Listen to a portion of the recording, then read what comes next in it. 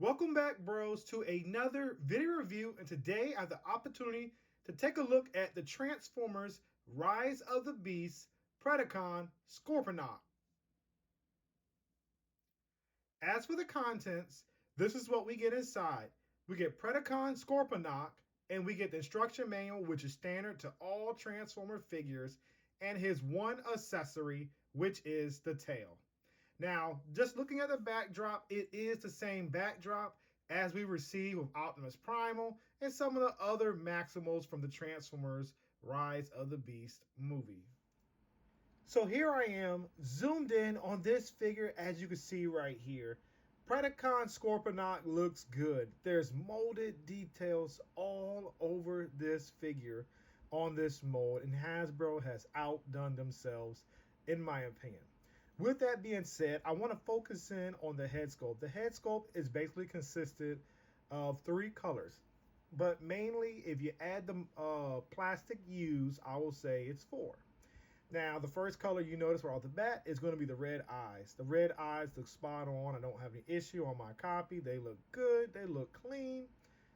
And then going above the eyes, we have purple on his forehead. So I don't know if you're able to see it coming through very good in the camera, but there's purple on his forehead. In addition to that, the inside teeth of Scorponox is painted silver. So that's also pretty good. And then it's molded in this like marbleized silver or gray plastic, whatever you decide it technically looks like, but it looks good. So just looking at that head sculpt alone, that is just pure awesomeness in my book. When looking at the figure as a whole, it's basically consisted of gray plastic, and then also that marbling gray plastic, and then the purple plastic, as you can see. There's paint details on the chest area of Scorponox, and also the golden part on his ab region. Then you have also painted details on the shoulders, which eventually become Scorponox hands. And not only that, on top of the shoulders, you have the cannons that are painted that you can barely see peeking out from underneath the claws on the shoulder. And then you have the kneecaps. Underneath the kneecaps, you have some gray painted bits right there. But all in all, don't forget about the tail too, by the way. The tail is painted purple and also silver. So with all that being stated, this figure is actually packed with tons of details and a decent amount of paint application applied to this figure. So next, here we are taking a look at the articulation on this figure. And right off the bat, it's pretty much standard as what we get with all deluxe class figures, but let me go ahead and show it off. So basically the head right here can look up and down, and that's because of this neck joint right here, which is pretty cool due to transformation. I definitely like how that turned out. The head can pivot a little bit left and then also a little bit right. It could look up this high, but if you sting the neck, it go all the way up, and then it looks down this low. The shoulders are on a ball joint, so it can rotate a full 360. It also has a bicep swivel, and that's mainly because of transformation. Not only that, the figure is double jointed, as you can see, and that's due for transformation when we get him into a scorpion mode. And then the hand right here is on the ball joint. It hinges up. It rotates a full 360, so you don't have any issues there. When it comes to the articulation in the waist, we don't necessarily have that, but we have a lower hip swivel right here, which definitely might be considered a waist swivel, but is actually a hip swivel. For the legs, you have a upper thigh swivel, as you can see. The leg can kick up this high. It is hindered right here by the kibble on the knee. The leg can actually bend 90 degrees, as you can see. The foot right here is on a ball joint, so it rotates a full 360, as you can see. and you can get some nice range of motion in the feet. And then the leg kicks up this far going backwards, which is ultimately hindered right here by the hips. So basically with this figure, we get a decent amount of articulation for a very cool Studio Series figure, in my opinion. And as far as the accessories, this is the only accessory that we get with Predacon Scorponoks. And right here, this is a decent accessory because you gotta have a scorpion's tail if it's a scorpion. As you can see right here, it is somewhat painted. At the tip right here where the blade is, that is painted silver. And then you have this bit right here painted in like a the same color plastic throughout the figure. It's that it kind of reminds me like a gunmetal purple because it's painted lightly over here. And then on top, it's got that dark, and then it starts to fade back into the silver, or I guess you could say gunmetal plastic. But the way the light hits on it, it just makes this accessory look really good in my book. So basically, if you want him to hold it, basically just angle this piece right here down. It's going to plug into his forearm. Once you get it, once you get it in the forearm, I was a little too rough with it. And then the fingers they just connect right in there. So now he's got like, I guess this whip. But like I said, now if it can go straight out, that would be perfect. But yeah, that's what you get when you put it in his arm. And I actually like the way it looks because it's uniform with the paint color scheme all throughout this figure.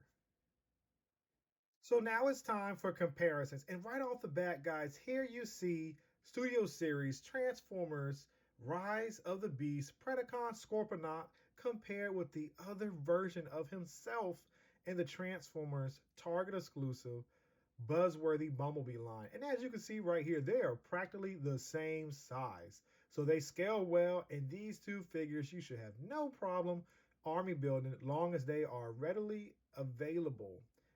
So with that being said, guys, I must say I like the way they scale and they look. As you know, one is more geared to the kid collector, which is going to be the Buzzworthy Bumblebee line, in my opinion, of course. And then the Studio Series is geared to more the adult collector for the movie accurate deco on this character. Now, yes, in the movie, he never transformed, but from what I was hearing and what I was reading around the web, he did have a transformation that looked just like this, but it never made it to the movie because it was cut out. So I'm happy. I'm happy and satisfied because this toy is incredible and awesome in my opinion. And just looking at it with the Target Master that came with the Buzzworthy Bumblebee Scorponoks, I like the trio. The trio is good in my book. And I'm definitely ready to army build these two figures to bring out this army against the Autobots and Maximals from the Transformers Rise of the Beast toy line. So lastly, for comparisons, here I have Studio Series Predacon Scorponok compared with the Transformers Studio Series 102 Optimus Prime figure. And just looking at these two right here, they scale perfectly in my opinion, and they look good. They look straight out the movie into toy form. I am satisfied with no complaints. And then comparing Scorponoks to the Transformer Red Megatron, as you see, I still think it scales well with Megatron, because Megatron is always bigger than all of his fellow Decepticons. Looks good. So this is just two random figures I pulled off my shelf that I have to use for size comparisons as a heads up for you guys. So now it's time for transformation. So first, go ahead and take this out the hand just like that. Put that to the side. Now for me, just do the head like this right off the bat to get that out the way. The arms, what you want to do is turn them sideways like that. Rotate the hands, close them up. They definitely fold in. Make sure this piece is lined up.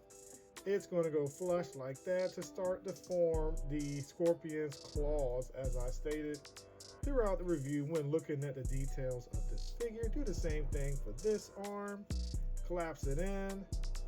Now that's pretty much done right there. So the next part that needs to happen is going to be the legs. Uncord Well, basically uncompress them like that, spin them around just like this, so that you're left with something like this. He has that grasshopper leg syndrome. So what you want to do is take this peg right here. There's going to be a hole right there. Just clip it in, and it snaps in just nicely. So pretty much you got the legs done like that. Now what you want to do is turn your attention. Of course, now that I started transforming, the tab right here started to come loose. So pull this forward just like this. So before we accordion the legs down, basically you want to pull the hands up like this. So just pull these arms out and then pull them up. They don't lock into place. They just hold right there. And then what we do is we continue with the second one and do the same thing. So that's what you're left with right here. So now we're going to take the legs and accordion them into on its chest, torso, underneath that area. And then what we're going to do is you're going to start to bring these legs up to start to form the hind legs for the scorpion. So these are articulated, so you can have them however you want. And then bring down these lower legs right here, and you can articulate them any way you want. Basically the front are movable on this figure, and then the back hind legs. And then you take the tail, which I put aside. Just take this peg right here, put it back into the straight position, plug it in, and now we have Predacon Scorponok transform into his Predacon mode. And I'm just trying to get him to stand up, guys, so that we can have him good. So yes, this is what we get, and it's actually not bad. So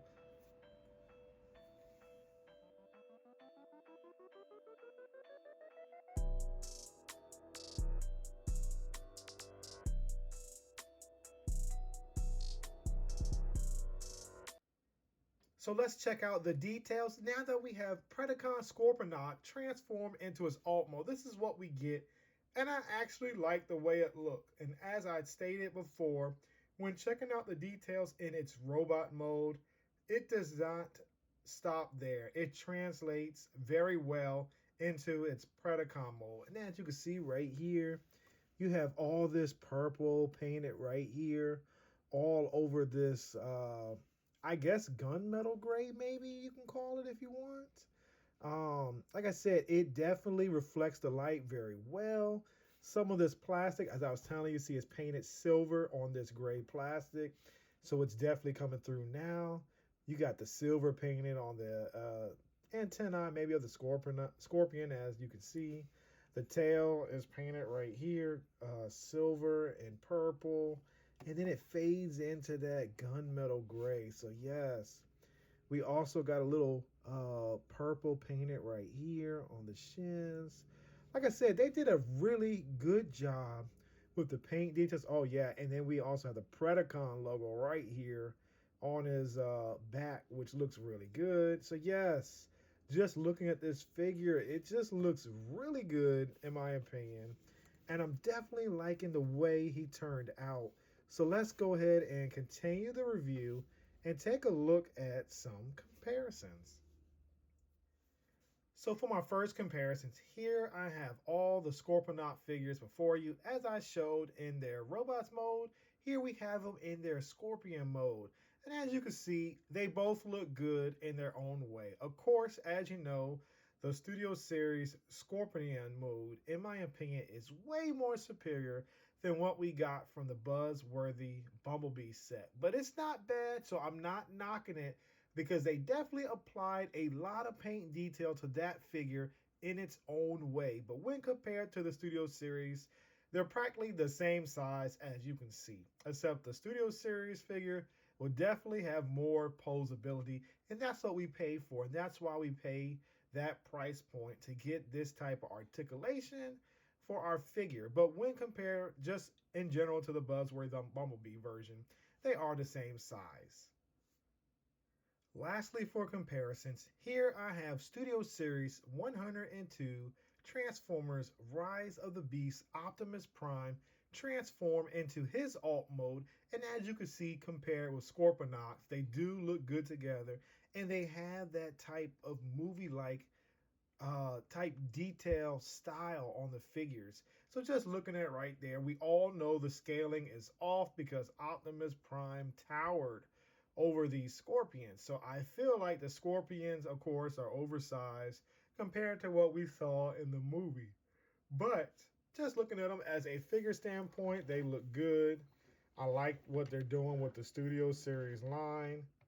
And I hope that they continue with that and bring us some of the characters that they haven't made, like Ape Link, Stratosphere, and so on. You know, that would be great if they gave us more figures to complete this line. So now we reached a portion of my video review where I like to do the Yeah Bro figure pickup or pass grading system, where I get to share my opinions and my thoughts on this recent figure that I picked up and reviewed before you, in efforts to show you the pros and the cons of this figure, just in case you would like some input before you purchase this figure or ultimately see it on the shelf and decide to pass on this figure. As for me, guys, this is a definite pickup in my book. With that being said, the paint details on this figure for the Studio Series Transformers Rise of the Beast Predacon Scorponok is impressive. It is outstanding. It is terrific in my book. As you can see, this figure has tons of paint detail all over this figure, and in my book, this makes it perfect. It has the purple gradient into that silver, and not only that, into that pearlistic or pearlized gray. It also has silver, the metallic silver. It has some of those purple molded plastic, the painted eyes, the painted details on the chest and the back, as you can see with the Predacon logo. Now, with the molding being said, the molding on this copy has tons of detail, and it is the first of the Studio Series, which I do think we will get a repaint, but it'll be in that green and brown mold, as you see with the Buzzworthy Bumblebee version. That will be okay in my book, and I would definitely like to see that happen. Definitely the playability and the execution, both in robot and in the Scorpion mode, are terrific. It adds a ton of playability in both modes, and it makes it fun as a transforming figure. So yes, guys, with all this being said, it is a definite pickup in my book. So if you see it at your local store, GameStop, Target, wherever you shop for toys, don't hesitate to pick up this figure and army build, because this figure is outstanding in my opinion.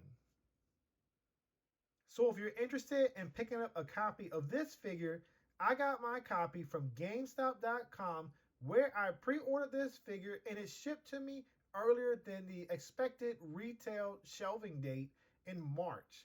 So basically, guys, if you would like to get it right now, the link is posted below on the GameStop website, where you should be able to order this figure and get it shipped to you as soon as you order, within a few days, because it is in stock currently with GameStop.com. And ultimately, I end up paying $24.99 plus taxes for this figure. So keep in mind, guys, the link is down below in the description. As always, please like, comment, share, and subscribe. By doing these 4 actions, it shows my channel a tremendous amount of support, and not only that, positive feedback as a YouTube content creator. Thank you once again for spending your time watching my video. Until next time, yeah, bro, I'll see you soon. And wait, guys, don't forget to turn on your notification bell so you can be notified once I've uploaded new content for you to check out at your earliest convenience. Thank you.